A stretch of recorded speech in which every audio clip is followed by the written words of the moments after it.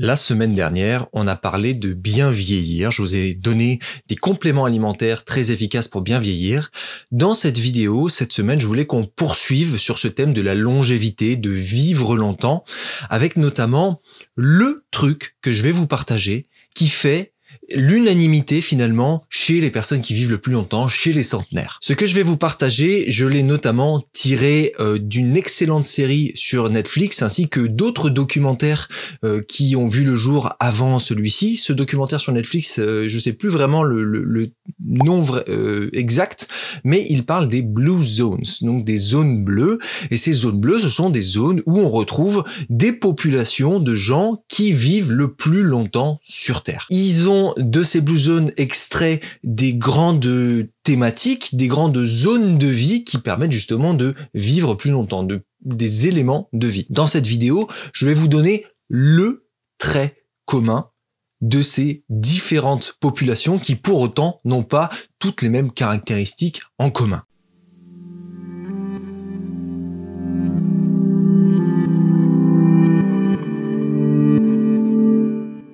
Avant de vous donner le point commun, c'est important que je décrive 5 autres points qui vont donner lieu à ce dernier. Ces 5 points que ces populations ont en commun commencent par le premier qui n'est autre que l'alimentation.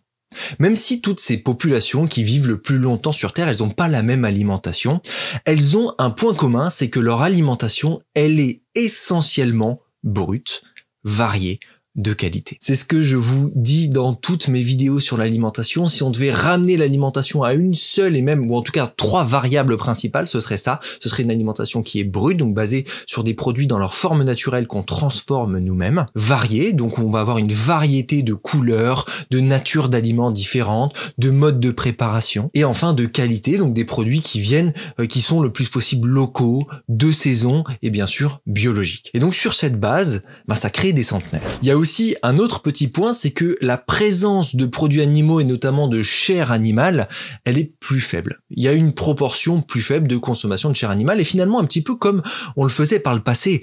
Avant, l'accès à la chair animale était beaucoup moins évident qu'aujourd'hui. Aujourd'hui, on va au supermarché, il y a un steak. Oh, merveilleux. Mais on a oublié que ça venait d'un animal et qu'on a dû tuer cet animal pour accéder à ça. Donc, c'est une alimentation qui est plus largement végétale avec une proportion plus faible de produits d'origine animale. Mais pour autant, il y en a toujours. Il n'y a pas absence totale chez ces populations qui vivent le plus longtemps. Ensuite, il y a un deuxième point qui est très présent chez toutes les populations qui vivent le plus longtemps, c'est le mouvement, l'activité physique. Alors c'est pas forcément des gens qui vont tout le temps à la salle ou qui vont faire tous les jours leur même sport à la même heure, etc. Pas forcément, il y en a, mais pas forcément. C'est surtout une pratique du mouvement dans la vie quotidienne. Ça veut dire que ces gens-là, ils bougent, mais juste en faisant les activités du quotidien. Ils jardinent.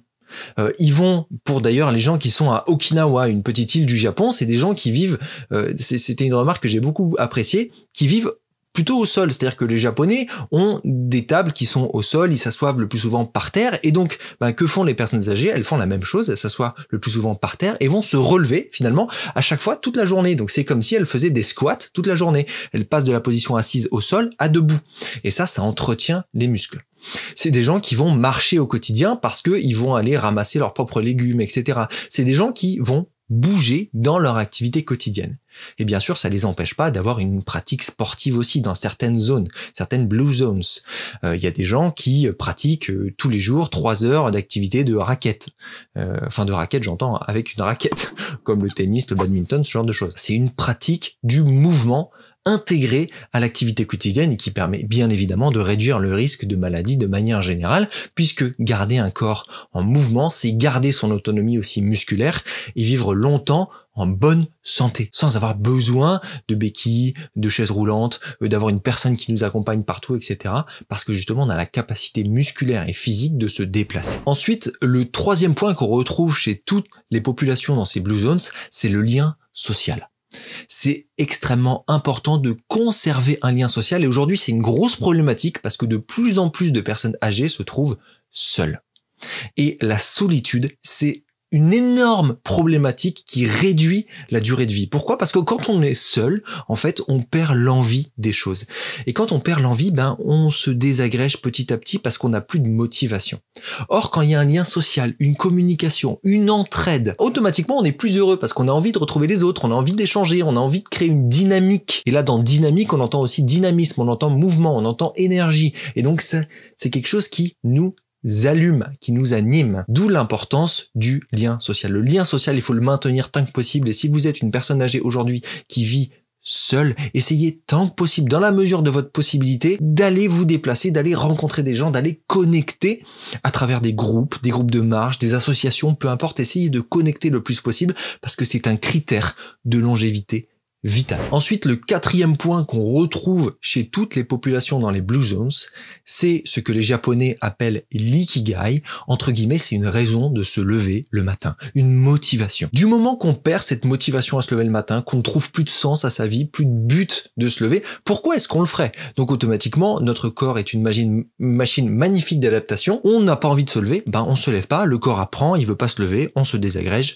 et on dépérit. Donc hyper important, se motiver, trouver un but, une motivation, une raison de se lever le matin. Et si, par exemple, c'est faire du bénévolat, du volontariat, pour pouvoir bouger, avoir une raison d'aider la population, le monde, l'humanité, génial. Même le monde animal. Si on adore les animaux et qu'on veut aider les animaux, voilà, ça peut être une motivation aussi, quelle que soit la motivation. Ça peut être prendre soin de sa famille, ça peut être prendre soin de ses petits-enfants, ça peut être apprendre de nouvelles choses au quotidien, ça peut être faire du sport. Donc il faut trouver sa propre raison. Qu'est-ce que on veut faire qui nous motive au quotidien, garder cette dynamique et en changer dès qu'on commence à perdre cette motivation-là. Le sens, le but de la vie, super important. Et enfin, le cinquième et dernier point que je tenais à rajouter parce qu'il n'est pas présent, j'en ai pas entendu parler dans les documentaires, dans cette série Blue Zones, c'est la présence du soleil.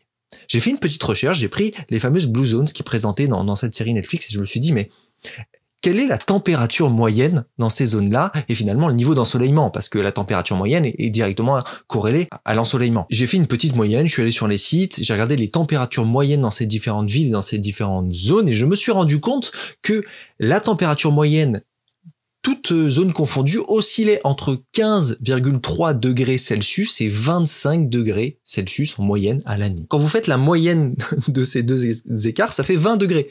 20 degrés, c'est quoi? Finalement, c'est un peu la température qu'on recommande pour être bien. Température pour bien dormir, 19-20 degrés. Température pour bien vivre à l'intérieur, 20 degrés. C'est pas trop chaud, c'est pas trop froid. Et en plus, on bénéficie du soleil. Et nous sommes des êtres profondément photosensibles. On a besoin de la lumière. Et en plus, on a besoin des rayons solaires et notamment des UVB pour produire la vitamine D. Vitamine D, presque hormone, que notre corps produit pour être en bonne santé, pour être heureux, pour tellement de fonctions en fait dans l'organisme. Donc la présence de soleil est tellement importante pour la longévité. Tant que possible, exposez-vous au soleil, exposez-vous à la lumière ou évidemment supplémentez-vous. On en a parlé dans ma vidéo précédente en vitamine D3, tellement importante pour la santé de l'organisme. Finalement, c'est quoi le point commun de ces populations? Parce que je vous en ai donné 5, c'est 5 critères sur lesquels vous pouvez agir aujourd'hui pour vivre plus longtemps, mais quel est le point commun? Si on prend tous ces éléments-là et qu'on les package en un seul et même élément, qu'est-ce qu'on a? On a une vie en mouvement. Mouvement, ça veut dire changement. Mouvement, ça veut dire énergie, ça veut dire dynamisme. On bouge au quotidien, mouvement. On va chercher à s'épanouir au quotidien, à connecter socialement, mouvement social. On va chercher à se motiver à avoir un but au quotidien, mouvement de l'esprit. On va chercher à faire bouger notre alimentation, à manger brut et aller la chercher, aller la transformer nous-mêmes, mouvement. On va aller chercher le soleil, on va s'exposer, le soleil est en mouvement permanent, on va chercher à activer l'énergie à l'intérieur de nous et c'est ça qui crée la vie. Finalement, vivre, c'est ça, c'est l'inverse de la stagnation. Et dès qu'on se retrouve dans un état de stagnation, c'est ça qu'il faut absolument éviter. Et c'est la stagnation qui petit à petit fait qu'on dépérit, qu'on vieillit davantage. Les personnes qui dépérissent le plus rapidement, ce sont des personnes qui cessent de bouger, qui a une stagnation et dans la tête et ça radote et on reparle de la même chose tout le temps. Donc stagnation de l'esprit, stagnation du corps, on cesse de bouger, stagnation de sa façon de s'alimenter, peut-être même parfois on mange beaucoup moins. Juste vivre en mouvement. C'est le point commun de la longévité à travers les 5 critères essentiellement que je vous ai donnés. Bien évidemment, il y en a plein d'autres, mais ce sont des critères principaux qu'on retrouve chez toutes les populations qui vivent le plus longtemps. En un mot, vivez, cherchez à vivre le plus profondément possible. Voilà la Feel Good Family, j'espère que cette vidéo vous aura plu. Faites-moi tous vos retours dans les commentaires, dites-moi combien de ces 5 éléments vous appliquez et est-ce que vous avez le truc en question ou pas. Dites-moi où vous en êtes dans votre vie, faites-moi part de tous vos retours, c'est toujours un plaisir de vous lire. N'hésitez pas à vous abonner à cette chaîne si vous n'êtes pas déjà abonné. Moi d'ici là je vous dis à la prochaine et surtout, prenez soin de vous.